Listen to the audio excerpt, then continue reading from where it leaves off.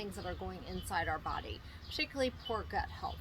I know that causes my body a lot of stress. I've really struggled, I think, probably with some genetic-based issues, just due to family history, and then just other things. So this isn't going to be super long. Depending on what you can hear, you might hear my ducks in the background. I'm sitting out on my porch.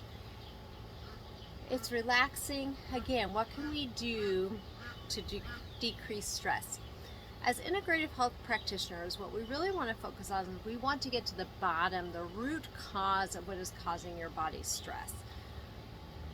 Ultimately, it's how can we not treat symptoms. We do want to address symptoms because we want to help decrease stress on your body. But ultimately, it's let's find out what is actually causing all this stress on your body. Let's address that through diet and exercise and stress relief, methods and supplements and that kind of thing. So then we can actually be treating the cause. So if we can get rid of some of that stress, instead of just giving you things to do to treat the symptoms that you're having.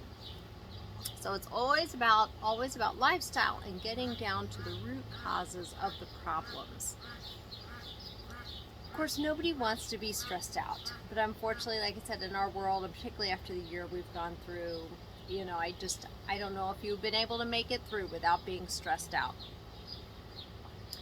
So we want to take internally nutrients to help counteract that stress that we're having from our external environment. I do have my reading glasses here on my head because I have some notes in my lap. I want to make sure I cover everything, and I can't read it without my reading glasses. So it's important to remember that 80% of your results come from about 20% of your actions. So really, that 20% of what we do is really what's going to give us the biggest effect.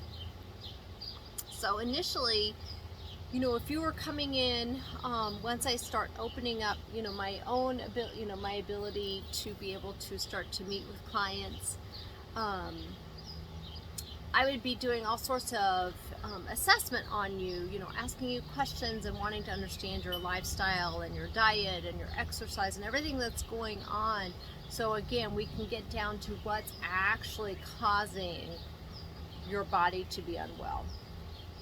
But for this video, we're just going to kind of be overview and talking to people as a whole, so not specific populations. And again, I'm really talking for adults.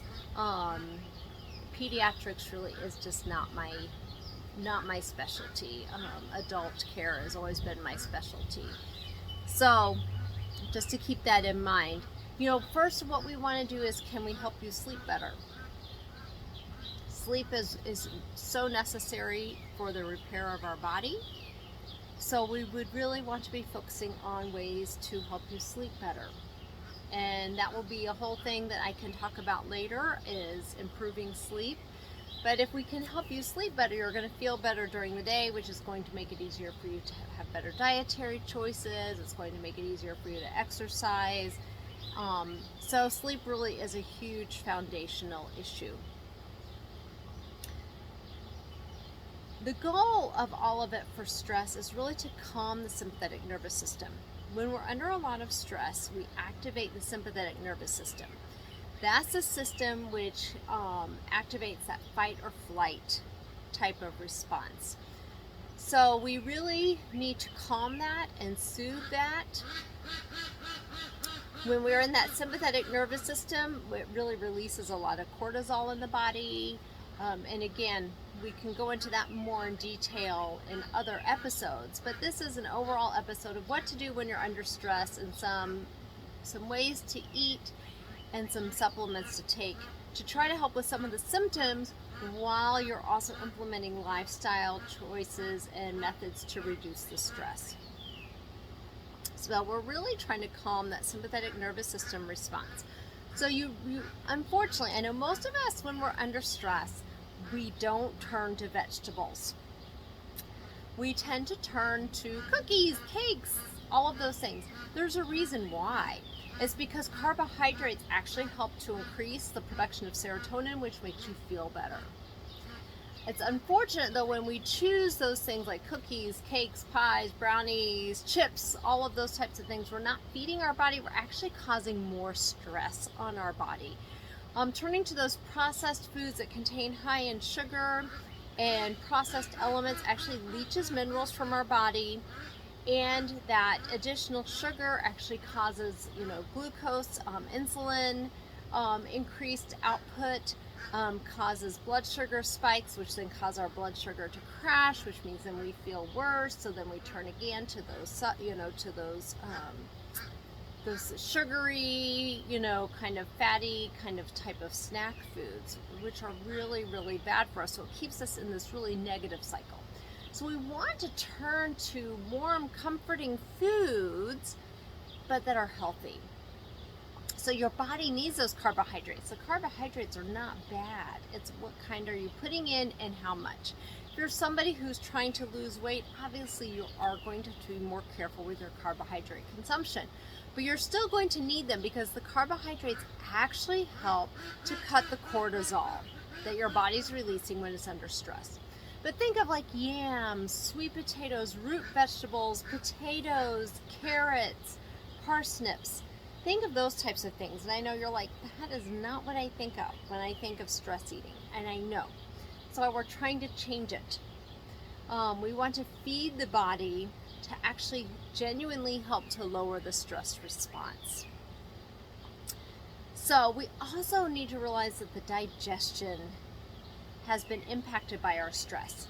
Our digestion is slowed down when we're under stress. That sympathetic nervous system response causes our body to get ready for fight or flight, which means we don't need to digest food at the time, right? We're getting ready to fight off an attacker or run away, even though it might be stress related to work. Our body doesn't know that. It just knows it's under stress. So we need easy to digest foods. That's why you have more of a problem with acid reflux, poor digestion and things, because the digestion actually slows when you're under stress. So you want to think of things that are easy to digest. A good way to know is, you want to eat vegetables, but they are going to need to be cooked, because cooked food is easier to digest. So you think, okay, you want to use the fork test. The fork test is just very easy. Can a fork go into it very easily? This raw carrot, the answer is no. I cannot pierce this raw carrot. Raw carrots are great for you, but when you're under stress, your body can't digest well. No raw carrots. Cooked carrots, yes. No raw carrots. Cooked sweet potato, boom. Great one. Great one. So think of the fork test. That also goes for your proteins. When you're under stress, it's going to be a lot harder for you to break down those animal proteins. Not that meat is bad, but those animal proteins are going to be a lot harder to break down. So that's why it's easier to go with some of the plant-based proteins. You can have an animal-based protein, but have a smaller amount, and then to help the digestion, go for a walk. Walking is really great for the digestion. Not a run, but a walk, a nice soothing walk, a nice stroll will really help with your digestion. Just stroll around the block. But so think of easy to digest foods. Stay away from the heavier proteins. If you're going to have a heavier protein, have it at dinner if that is a time when you are more relaxed. But again, have a smaller amount and then maybe go for a walk.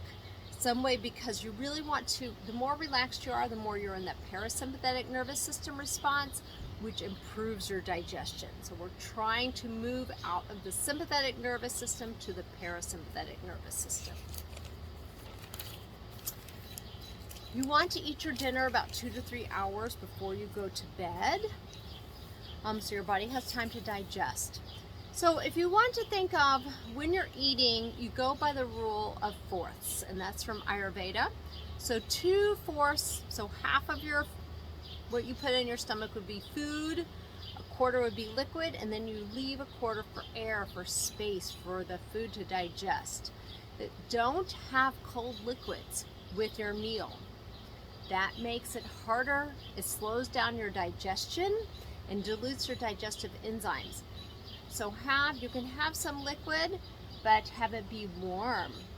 Or even, warm ginger tea is great for the digestion, but avoid those cold liquids while you're eating. It's better to have more of your liquid about 30 minutes to an hour before you eat and an hour or two after you eat, and just have a smaller amount with that meal. So have it either be warm or room temperature. Stay away from processed foods, as I mentioned, and here would be kind of your basic way to eat. Have your breakfast smoothie, and I mentioned in another video, which you can look back at, have your breakfast smoothie. That's so easy to digest because your body uses about 30% of its energy when it's trying to digest food. So you want to have it to be easy to digest, so that way you're not tiring yourself out with digestion when you're already stressed. So have your breakfast smoothie. Then 3 to 4 hours later, have your lunch. Ideally, you want lunch to be the biggest meal of the day, but if you're stressed, don't have it be. Again, you want it to be easy to digest, so you're not having to use all that energy to digest your food. You can have starch. Again, starch is the carbohydrate, but we're not talking about bread, cookies, cakes, and pies. We're talking about root vegetables. You can have some rice as well. But again, if you are trying to lose weight, you want to be careful with how much you have for your carbohydrate. Dinner, again, easy to digest. You can have that animal protein if you're more relaxed at dinner. So just keep those things in mind. If you're somebody who's under a lot of stress, you might need a mid-afternoon snack to help keep that blood sugar balanced, which is fine. Again, with integrative healthcare, we would do functional medicine testing, which would be great. But if you're not going to do functional medicine testing, and if you are interested in that, you can use my website link and look under EquiLife Equilibrium products. But the foundational supplements that you're going to need to help counteract what's happening to your body, because your body's using a lot more nutrients to repair and for oxidative stress when you're under stress. So it's those B vitamins, zinc, magnesium, vitamin C, glutamine. Again, I'm not here to sell you products, okay? But if you are going to use supplements, please use high quality functional medicine supplements. Unfortunately, most of the supplements you can just get over the counter at retail stores do not have the potency that's being touted on the bottle.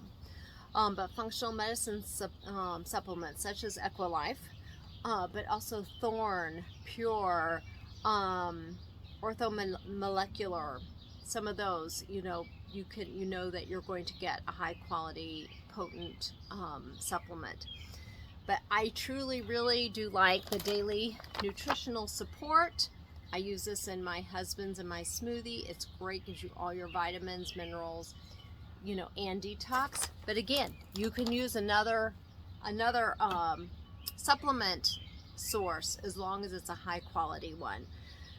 Have a greens blend that you also put in your smoothie, some probiotic. Adrenal Soothe is something I am currently using right now. So I really do like this. But again, just find things to support your body from a high quality source. You would also want to use your activated B complex, vitamin C, zinc, magnesium, omega-3s. So all of these things to support yourself while you're making the lifestyle changes. When you make those lifestyle changes and reduce the stress in your life, then you can also reduce your supplement intake. That's why it's called supplements, is to be added on. So when you're improving your health, then you can cut back on those supplements because you shouldn't need them anymore. I truly hope this is helpful for you. Please let me know if you're interested in other topics. I'm so happy to have you coming on this journey with me as I get certified an integrative health care practitioner. The whole goal is to bring healing and wellness to body, mind, spirit, and soul. Take care.